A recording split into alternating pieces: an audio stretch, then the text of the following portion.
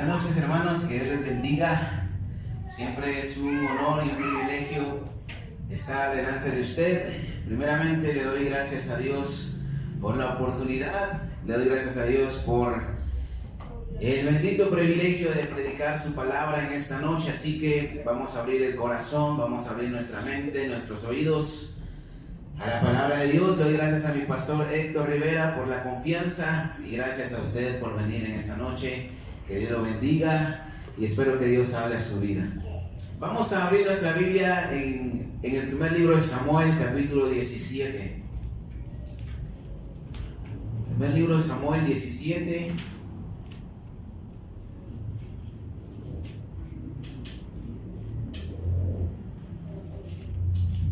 Cuando lo tenga, diga un fuerte amén. Primera de Samuel 17, del 1 al 4. Hay un dicho muy popular, o una frase que dice: cría fama y échate a dormir. No sé si usted la ha escuchado. Hace algunos días vi por medio del Instagram un juego o un reto, como usted quiera llamarle, que se llama Tu Turno, es tu turno. Y la dinámica era que había que poner una historia donde se hacía una pregunta que decía: si tuvieras que describirme, ¿qué dirías de mí? Entonces uno ponía la opción a que le contestaran. Y yo lo hice. Y varios pues respondieron. ¿Quieren saber lo que me respondieron? ¿Qué pensaban de mí? Un hermano puso el que llega tarde al trabajo. Otro puso el enojón. Otro puso el patojo. Y así muchos respondieron. Pero no solamente pues se trata de un juego, sino que muchas veces se puede ver una realidad, porque sin darse cuenta uno puede causar ciertas impresiones o puede dar ciertos conceptos de uno mismo hacia las otras personas. ¿Cuánto lo creen? Inconscientemente o no consciente, podemos hacerlo. Podemos tener una fase en nuestra vida en la cual nosotros damos a conocer a las otras personas cómo somos en realidad. Ahora quiero hacer una pregunta. En lo espiritual, ¿cómo nos conocen a cada uno de nosotros?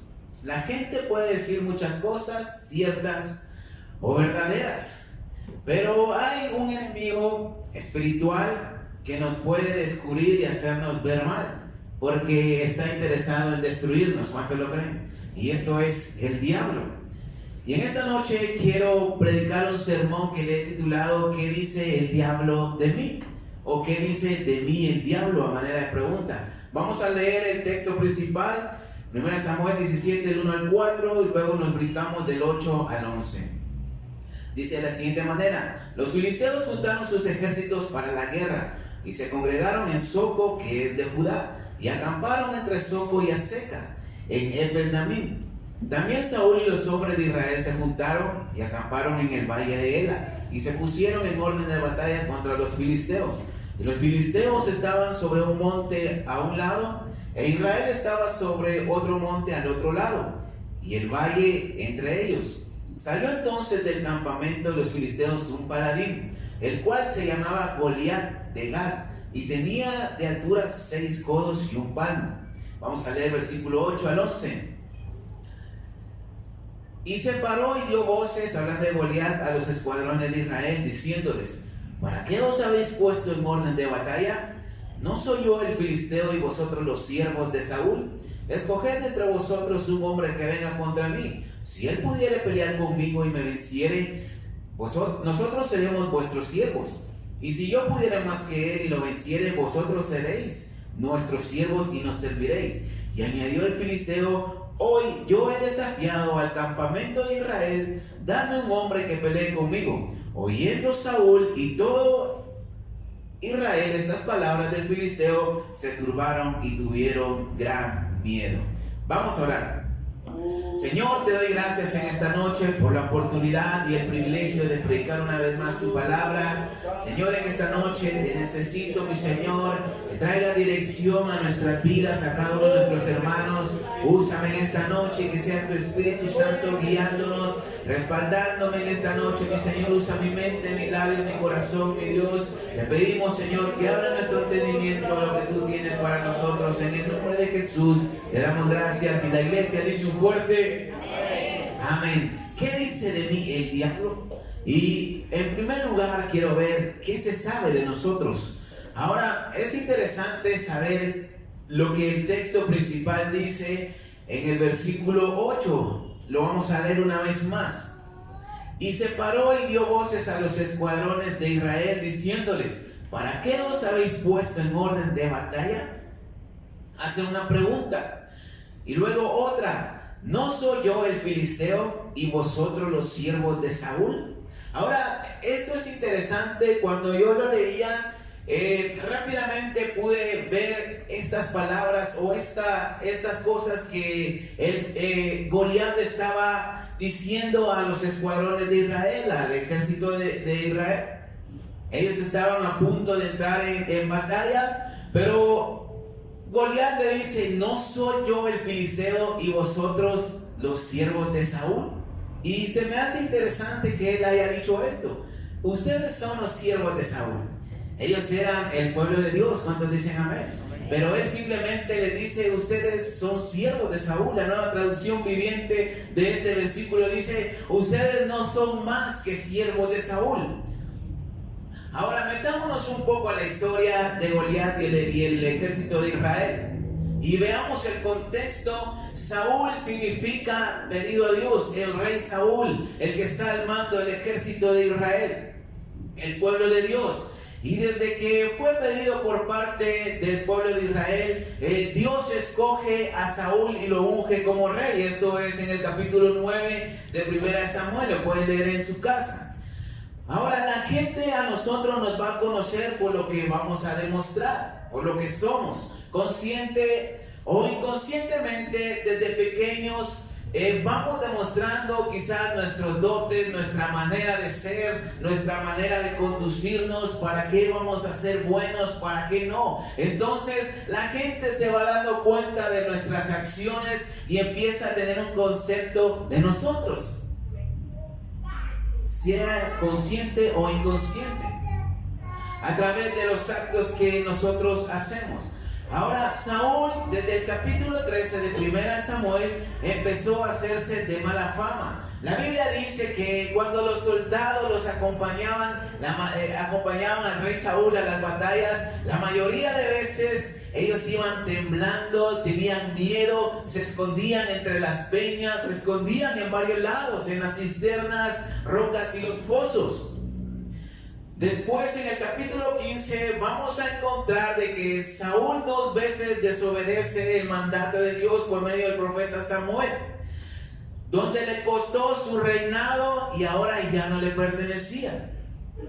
Entonces la fama de Saúl causó una influencia muy grande a su pueblo y al ejército, pero no una influencia buena, sino que una mala influencia. Como personas, a veces, o la mayoría de veces, demandamos que se nos respete. ¿Cuántos dicen? Demandamos un respeto de los demás, pero a veces no lo vamos a conseguir. ¿Por qué? Por la manera en que nosotros actuamos, por la manera en que nos dirigimos, por la manera en que tratamos a los demás. La gente, como había dicho anteriormente, va a tener un concepto de nosotros. La gente va a tener una respuesta para cuando se les pregunte cómo es tal persona. Ellos van a decir cómo somos, ya sea nuestra familia, ya sean nuestros compañeros de trabajo, los vecinos y sobre todo aquí en la iglesia. ¿Cuántos dicen amén? Como cristianos estamos en la mira de los demás y principalmente en la mira del enemigo, el diablo, que está al acecho de nosotros. Primera de Pedro 5:8, el texto conocido, pero en la traducción lenguaje actual dice: estén siempre atentos y listos para lo que venga, pues su enemigo el diablo anda buscando a quien destruir, hasta parece un león hambriento. Estén siempre atentos y listos para lo que venga. El diablo no está jugando. ¿Cuántos dicen amén? El diablo tratará de destruirnos. Ahora, con esto no quiero decir de que el diablo se nos va a presentar y nos va a decir: es que me caes mal. no te quiero destruir. El diablo no lo va a hacer de esa manera, pero sí puede usar personas. Sí puede hacer que las personas hablen mal de nosotros sabiendo cómo somos, al ver cómo nos conducimos. El diablo es experto en acusarnos en nuestras fallas. ¿Cuánto lo creen? El diablo es el acusador. Y él solo está esperando el momento indicado, en una falla, en algo que cometamos que no está bien, para acusarnos y dejarse venir contra nosotros. Ahora le pregunto en esta noche, ¿cómo nos conoce la gente a cada uno? ¿Qué dirían de nosotros si les preguntan acerca de nosotros? En la casa, en el trabajo, en la colonia o en la iglesia, donde sea. ¿Qué se piensa de nosotros cuando se menciona nuestro nombre? Volviendo al texto principal, Saúl no generaba confianza a su ejército. Ya sabían que era desobediente porque no cumplía a cabalidad el mandato de Dios por medio del profeta Samuel.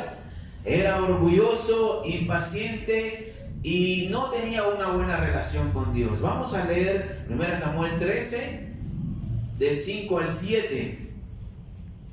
Unas hojitas atrás. 1 Samuel 13, del 5 al 7 dice: entonces los filisteos se juntaron para pelear contra Israel. Esto es en otra ocasión anterior. 30,000 carros, 100,000 hombres de a caballo y un pueblo numeroso como la arena que está a la orilla del mar. Y subieron y acamparon en Migmas, al oriente de Bet-aven. Cuando los hombres de Israel vieron que estaban en estrecho, porque el pueblo estaba en aprieto, se escondieron en cuevas, en fosos, en peñascos, en rocas y en cisternas. Y algunos de los hebreos pasaron el Jordán a la tierra de Gad y de Galad. Pero Saúl permanecía aún en Gilgal y todo el pueblo iba tras él temblando. Vamos a leer capítulo 17, versículos 10 y 11.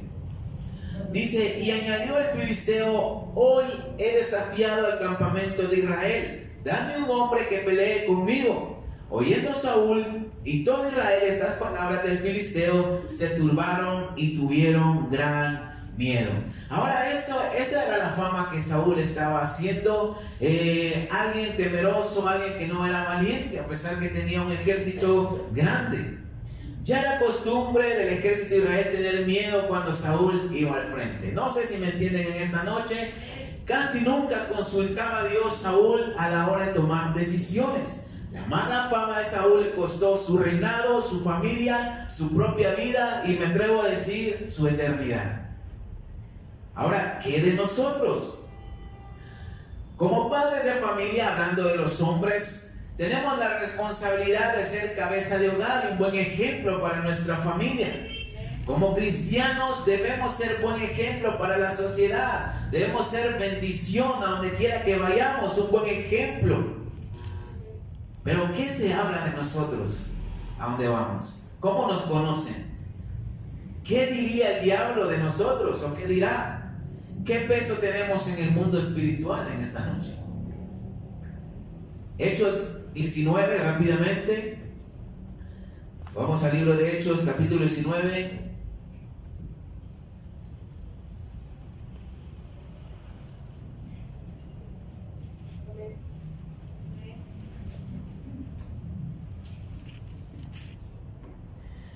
Versículos del 13 al 17.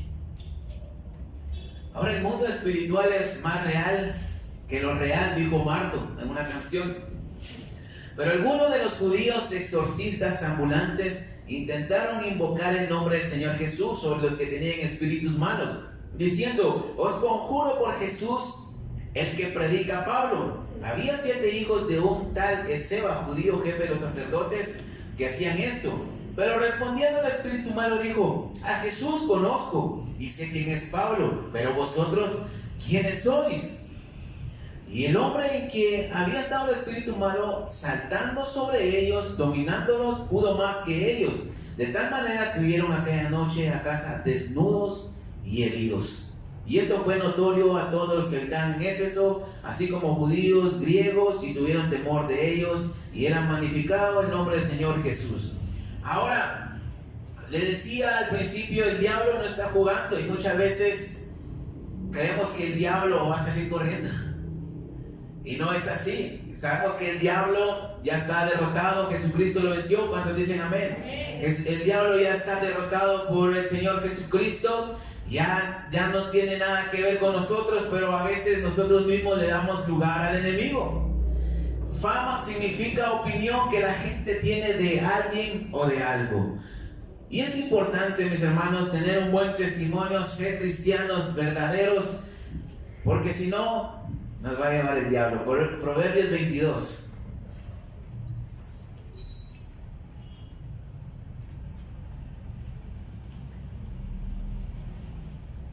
A veces nos enfocamos más en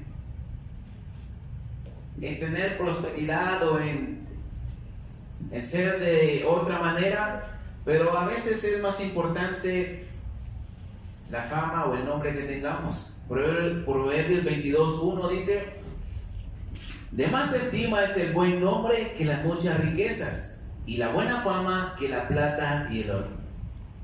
Eclesiastés 7:1.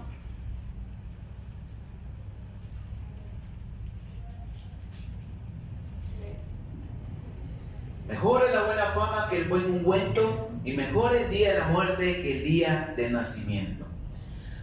Ahora, en segundo lugar, quiero ver una ventaja para el enemigo. Salomón, lo que acabamos de leer, escribió y dijo que es mejor el buen nombre o la buena fama que los ungüentos y las riquezas.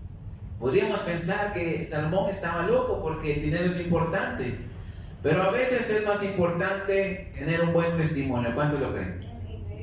Pero Saúl se había creado de mala fama, desobediente, religioso y todo lo que usted quiera añadirle. Primera Samuel 17, volvamos al texto principal, versículos 1 y 2. Los filisteos juntaron sus ejércitos para la guerra y se congregaron en Soco, que es de Judá, y acamparon entre Soco y Aseca en el Bet-damín. También Saúl y los hombres de Israel se juntaron y acamparon en el valle de Ela y se pusieron en orden de batalla contra los filisteos. Los filisteos iniciaron esta guerra y yo llego a pensar por 3 razones lo hicieron. La primera, sabían de la fama de Saúl y ellos se sentían en ventaja. Los israelitas y los filisteos siempre estuvieron en guerra. A cada ratito podemos ver en la Biblia, desde el capítulo 13 al 17, podemos ver muchas veces, y los filisteos se juntaron para hacer la guerra contra Israel, tomaban la iniciativa. Ahora, la segunda razón aquí en el capítulo 17 es de que ellos tenían un paladín llamado Goliat, que era invencible. Y la tercera razón es de que ellos eran el ejército de Saúl. Para los filisteos, los israelitas simplemente eran siervos de Saúl y no el ejército de Israel. Ahora, la palabra paladín significa hombre que se ofrece para luchar entre dos frentes de batalla. Y me llama la atención lo que significa Goliat. Goliat en hebreo significa en un cognado galá, que es raíz primaria, desnudar, y específicamente en sentido deshonroso. Ahora, cuando él les dice: no soy yo el filisteo y ustedes los siervos de Saúl, prácticamente los deja a transparencia. Él está diciendo: yo soy el filisteo y ustedes los siervos de Saúl. ¿Y quién era Saúl? Prácticamente lo dejó evidente. ¿Cuántos me entienden? Las palabras de este paladín eran penetrantes a la mente de Saúl y su ejército y sus siervos. Yo soy un filisteo y ustedes servidores del miedoso de Saúl. Yo soy un filisteo y ustedes son seguidores del desobediente de Saúl, del irreverente de Saúl, y así podemos añadirle más. Esto solamente confirmaba la realidad que se vivía en ese momento acerca de la fama de Saúl. Versículo 11. Oyendo Saúl y todo Israel estas palabras del filisteo, se turbaron y tuvieron gran miedo. El ataque directo los destrozó totalmente y los hizo poner los pies sobre la tierra, los hizo ver su realidad, que eran miedosos, cobardes y estaban siguiendo a alguien que desobedecía a Dios. Ahora, las palabras tienen poder. ¿Cuánto lo creen? Me recuerdo que en una ocasión, el año pasado, fuimos a jugar pues una chamusca a los hermanos de la iglesia. Y pues me tocó que jugar contra el hermano Roger, que está allá sentado atrás, el que recibe a la gente. Y Roger pues es el mejor jugador que tenemos aquí en la iglesia, es el mejor jugador que hay. Y en la iglesia es el que mejor juega. Y a mí me tocó jugar contra él. Y esa vez yo estaba jugando con unos niños y él tenía a otros que eran más grandes. Y en esa ocasión yo empecé a decirle a los demás: no lo sigan, déjenlo, porque él no pasa la pelota. No hace nada, él juega solo, no tiene equipo. Y palabras así, déjenlo, que vaya, no lo sigan.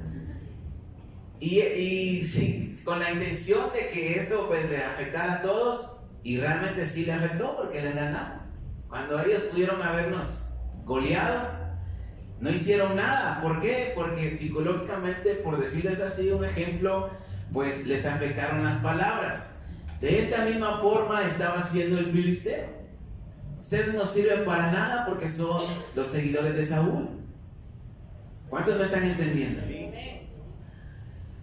De igual forma el enemigo hará con nosotros. El ataque es directo y a veces el diablo, la verdad, no le tiene que batallar tanto con nosotros. Simplemente él puede decirnos: sí, vos sos el cristiano mentiroso, vos sos el que se roba los diezmos, vos sos el que cuando tiene ganas de ir a la iglesia y cuando no. Y palabritas así vienen a nuestra mente. Y el diablo siempre tira esos dardos a la mente y nos destruye cuando dicen. Como líderes y cabezas de hogar, muchas veces los hombres, esto pues nos afecta, y si nos afecta a nosotros, afecta a nuestra familia, y así podemos afectar a la gente a donde quiera que vayamos. John Maxwell dijo: todo se va arriba o todo se viene abajo por causa del liderazgo. Por eso Pablo dice en Efesios 6:16, lo vamos a leer.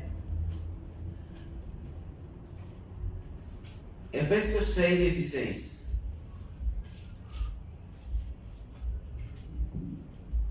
Sobre todo tomad el escudo de la fe, con que podéis apagar todos los dardos de fuego del maligno.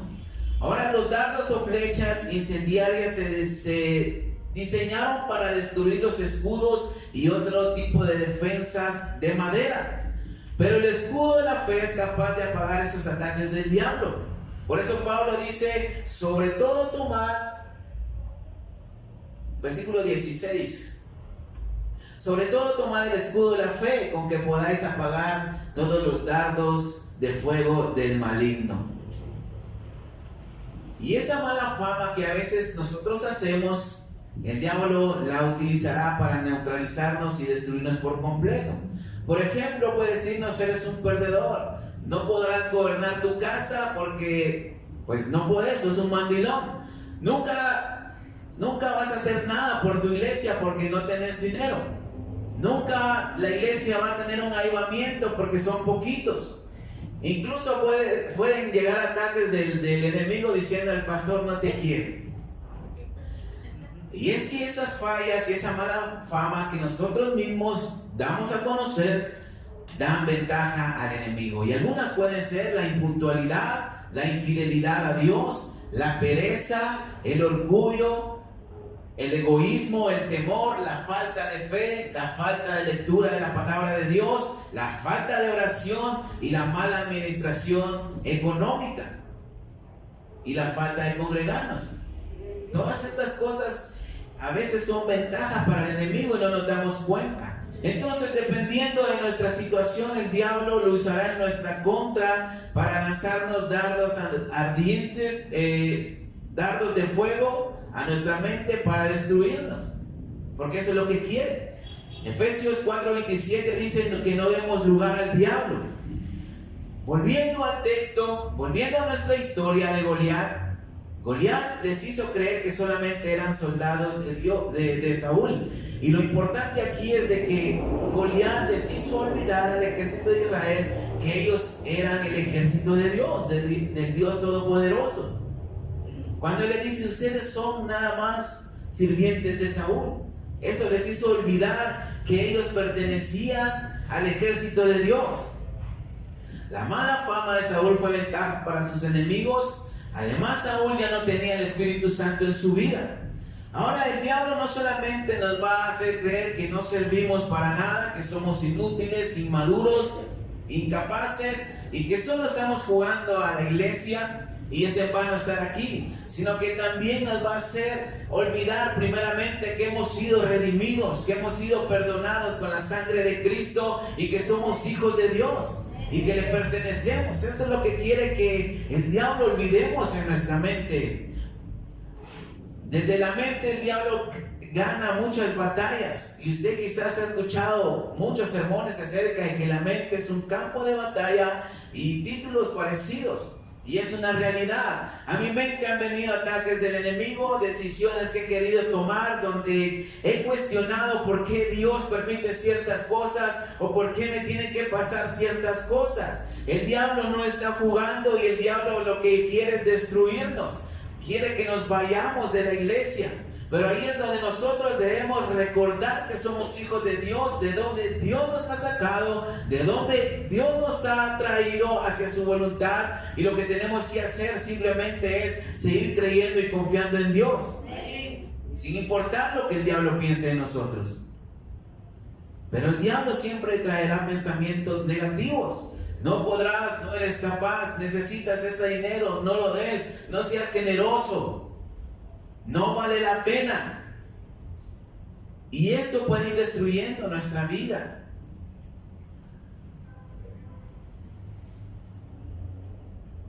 El enemigo siempre va a estar atacando, pero depende de nuestra fe. Como dice Pablo, el escudo de la fe. Los ataques van a tener un efecto en nuestra vida. Ahora, en tercer lugar quiero hablar. Nunca olvides o nunca olvidemos a quién servimos. Primera de Samuel, una vez más. Primera de Samuel 17, versículo 16.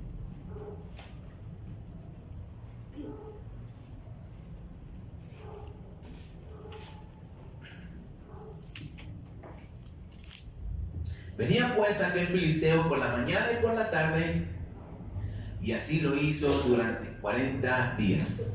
Ahora es mucho tiempo, más de un mes, estarles diciendo las mismas palabras en la mañana y en la noche. Ustedes no sirven porque son el ejército de Saúl, son siervos de Saúl. 40 días y ellos no reaccionaban.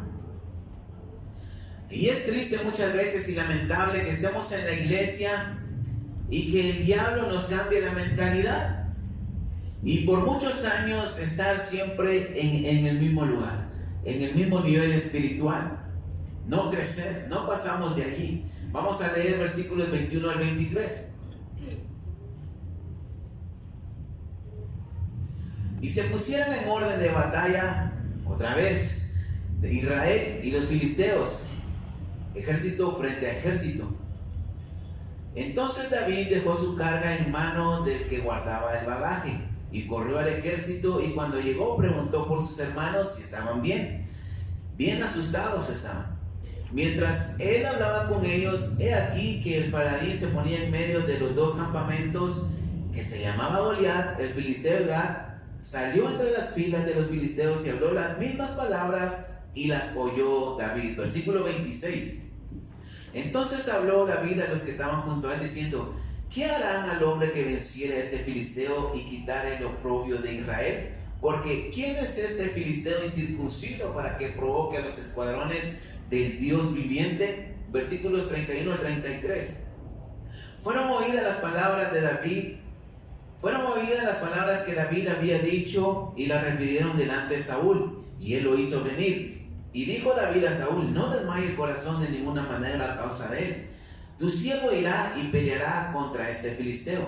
Dijo Saúl a David: no podrás ir tú contra aquel filisteo para pelear con él, porque tú eres muchacho y él un hombre de guerra desde su juventud. Ahora, lo impresionante aquí es de que David escucha las mismas palabras que el ejército de Israel había escuchado por 40 días. Él las escucha una sola vez. Y la clave aquí es de que David sabía a quién él servía. Él sabía su posición. Él ya había sido ungido para ser el siguiente rey de Israel y el Espíritu de Dios estaba sobre él. ¿Cuántos lo recuerdan? 1 Samuel 16, lo puede leer en su casa. Ahora, lo impresionante es de que las palabras de David dice: ¿quién es este filisteo incircunciso para que provoque a los escuadrones del Dios viviente? Él sí no se olvidaba a quién servía y a quién pertenecía. Goliat era invencible, pero David no le importaba quién era Goliat. Sabía en quién confiaba, sabía quién lo había ungido y quién lo había escogido para ser el futuro rey de Israel. Ustedes recordarán, los muros de Jericó eran impenetrables, jamás había sido invadida esa ciudad. Los maniaditas en jueces eran en mayor número que los guerreros y soldados de Gedeón. Amán tenía la autorización del rey para eliminar a los israelitas. Pero esto me da a entender, mis hermanos, de que los ataques del enemigo no serán efectivos cuando sabemos a quiénes servimos. Al Rey de Reyes y Señor de Señores. Sabemos que los muros se cayeron. Gedeón con 300 pudo vencer a un ejército grande. Amán tenía la autorización del rey Asuero, pero una mujer y un grupo de israelitas que se juntaron para pedirle a Dios ayuda fueron capaces de quitar ese edicto contra ellos. Entonces esto significa, mis hermanos, que cuando Dios se involucra en nuestra vida o dejamos que Dios esté con nosotros, las cosas van a cambiar. No van a ser como el diablo lo cree. No nos vamos a olvidar que somos hijos de Dios y que el diablo ya está vencido. Entonces nosotros no representamos a un compañerismo. Aunque venimos a la iglesia cristiana, a la casa del alfarero, no representamos el nombre de un pastor, el nombre de un hermano, de un país. Al diablo eso no le interesa. El diablo huye como los filisteos cuando estamos llenos del Espíritu Santo y cuando de verdad sabemos qué posición tomamos en la iglesia o en este lugar. Quizás algunos serán de repente representantes de algún movimiento religioso, de algún pastor de renombre o quizás cosas así, pero van a ser nada más como los siervos de Saúl. No van a hacer nada. Y esto no es casualidad, porque Jesús nunca creyó a las mentiras del diablo, aunque el diablo le ofreció 3 veces cosas tentadoras. Pero él siempre decía que venía del Padre y hacía la voluntad de él. Nunca olvidó su posición como el Hijo de Dios. Nunca olvidó su posición como el siervo de Dios enviado del cielo para rescatar el mundo. Y esto es lo que el diablo detesta, que le recordemos que somos hijos de Dios, porque Él ya no tiene salvación. Él ya está condenado. En cambio nosotros podemos estar con el Padre Celestial por la eternidad, porque hemos sido redimidos por la sangre de Cristo. Jesucristo pagó el precio hace más de 2000 años y solamente tenemos que creer en Él y seremos salvos, como dice la Biblia. Algo que el diablo jamás alcanzará. Y eso mismo nos hace dependientes de Dios, totalmente así como lo hizo David en aquella ocasión. Y depender de Dios es lo mejor que podemos hacer. Aunque las cosas no vayan como queremos, pero sí van a ir como más nos conviene según el plan de Dios. Y créame, últimamente lo he estado experimentando. Dios se encarga y Dios siempre lo va a sorprender a uno. Aunque las cosas parezcan que no vayan en marcha, Dios tiene siempre un mejor plan que nosotros. Como cristianos somos influencia para los demás, somos responsables de nuestra casa y de los cargos que Dios nos pueda dar. Entonces depender de Dios nos hará mejores cristianos ante la sociedad, a donde quiera que vayamos. El ejército de Saúl era conocido como los miedosos y los filisteos ahí estaban con ventaja. Pero lo interesante es, si usted lo puede estudiar en su casa, la vida de David, su reinado.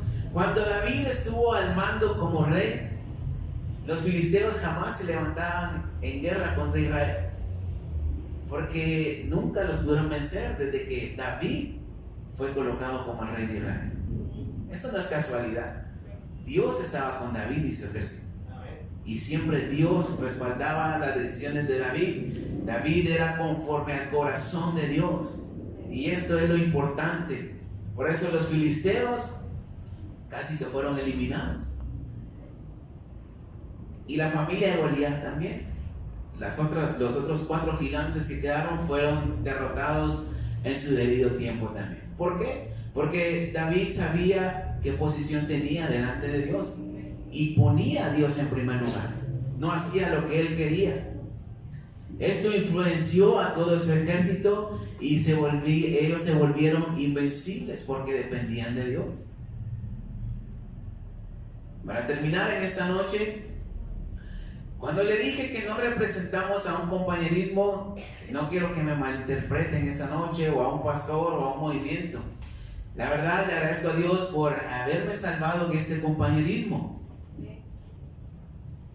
Le doy gracias a Dios por la vida de mi pastor y su familia. Le doy gracias a Dios por haberme hecho nacer en este país y de estar en esta colonia. Pero yo no puedo venir y decirle al diablo: mira, no te metas conmigo porque yo soy discípulo de Héctor Rivera, o yo voy a la casa del alfarero. Yo no le puedo decir eso porque quizás eso no signifique nada para el diablo. Pero la Biblia dice que, bueno, no sé si dice la Biblia, pero cuando el diablo sabe que estamos llenos del Espíritu Santo, cuando estamos llenos de Dios, él se va. Resistid al diablo y él huirá de vosotros, dice la palabra de Dios. El diablo se espanta cuando sabemos que somos hijos de Dios, cuando escucha el nombre de Jehová de los ejércitos. Dios puede cambiar en esta noche quizás el mal concepto que hemos hecho ver a los demás en nosotros en esta noche. Puede cambiar nuestra vida, puede cambiar nuestro rumbo. Quizás la gente no nos puede tomar en serio, quizás la gente puede tener un mal concepto de nosotros, pero Dios puede hacer un milagro en esta noche. Dios puede cambiar nuestro destino, puede cambiar nuestro rumbo, puede hacer muchas cosas en nosotros y vamos a empezar a ser diferentes. En vez de ser el que nadie quiere hablar con él, o el que ahí viene aquel, vámonos, podemos ser: ahí viene el hermano, pidámosle un consejo, él es de bendición. ¿Cuántos lo creen? Porque de eso se trata. Cuando el diablo oiga su nombre, va a huir. Ahí viene el hermano, mejor me voy. Ahora, ¿quién soy para mi enemigo? ¿Un cristiano chapa, un cristiano de nombre, o un verdadero hijo de Dios? Con esa pregunta termino esta noche. Denle un fuerte aplauso a Cristo Jesús.